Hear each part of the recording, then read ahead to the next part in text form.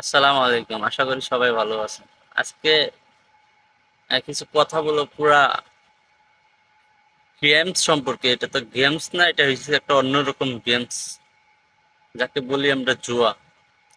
এই জুয়া থেকে পরিত্রাণ আসলে আমি বললেই তো পরিত্রাণ হবে না, আপনাকে নিজেই ত্যাগ করতে হবে, পরিত্রাণ নিতে হবে, তাহলেই সম্ভব। যেমন ওয়ান এক্স বলেন, বিট বলেন, ক্যাসিনো বলেন, লুডো বলেন, ট্রাম বলেন, ফ্রি ফায়ার বলেন, আরো ইত্যাদি গেমসের তো অভাব নেই। আপনার অনলাইনে যে গেমস, আমার মনে হয় মানুষ গুণে শেষ করা যাবে, গেমস গুণে শেষ করা যাবে না। আপনি গেমস খেলবেন, সময় নষ্ট করবেন, সময় তো নষ্ট করবেন না, আপনার লাইফকে আপনি ধ্বংস করবেন। আপনার লাইফকে আপনি নষ্ট করবেন কিভাবে? আপনি যে ইনভেস্ট গুলা করতেছেন, যে বিট গুলা করতেছেন, আপনি বিট করতেছেন, বিট করতেছেন, উইন হইতেছেন, আপনার যাইতেছে 3 বার, উইন হইতেছেন 1 বার, তাহলে দেখেন আপনার কোন পর্যায়ে আছেন।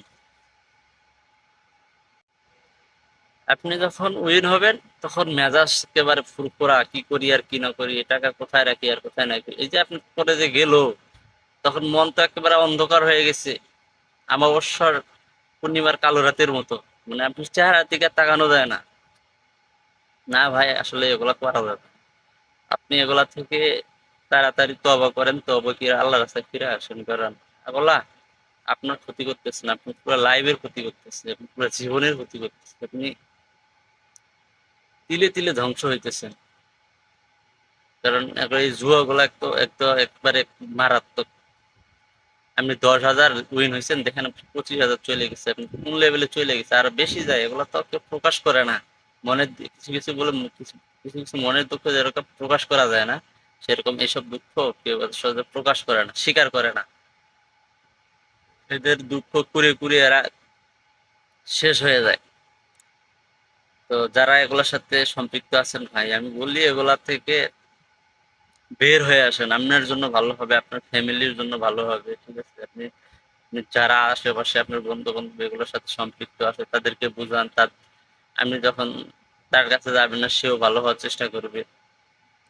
এটাই বাস্তব। এগুলো তো ভালো না, আপনাকে একেবারে ধ্বংস লীলা শেষ করে ছেড়ে দিবে। মানে এটা এরকম একটা নেশা, আপনাকে ধ্বংস না করা পর্যন্ত ওরা ছাড়বে না। আপনাকে অফার করবে, অফার করার মানে কি? আপনি এটার সাথে আগ্রহী হন, আরো ইনভেস্ট করেন, একদিন পাবেন, 3 দিন গেল, আবার একদিন লোভ দিবে আপনাকে, আবার ইনভেস্ট করেন, করতে করতে করতে করতে চলে গেল।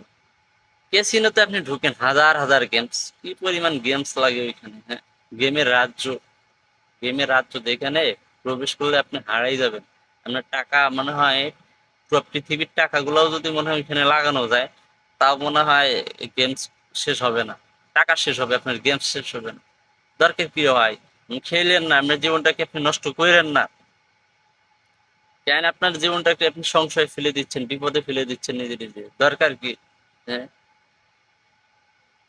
আপনার ওই গেমস না খেললে কি চলবে না? বাদ দেন, খেললেন না। কোথাকার আইপিএল বিপিএল খেলায় দেখা বাদ দেন, আপনি খেলা দেখার দরকারই নাই। আপনি যেহেতু ওই রাস্তা থেকে বের হইতে পারতেছেন, আপনি খেলায় দেখার দরকার নাই। আপনি খেলা একবার খেলা ছাইড়া দেন, আপনি খেলা চিরতরে বর্জন করেন। এই cricket, football, hockey, badminton, carrom, ludo, মানে যত রকম খেলা আছে, আপনি খেলা দেখাও বাদ দেন, খেলা খেলাও বাদ দেন। যতদিন আপনি এগুলা বাদ দিতে পারবেন না, ততদিন আপনি এই শিক্ষাও নিতে পারবেন না। কারণ আপনি এগুলা ধ্বংস করে শেষ করে দিবে, বুঝছেন?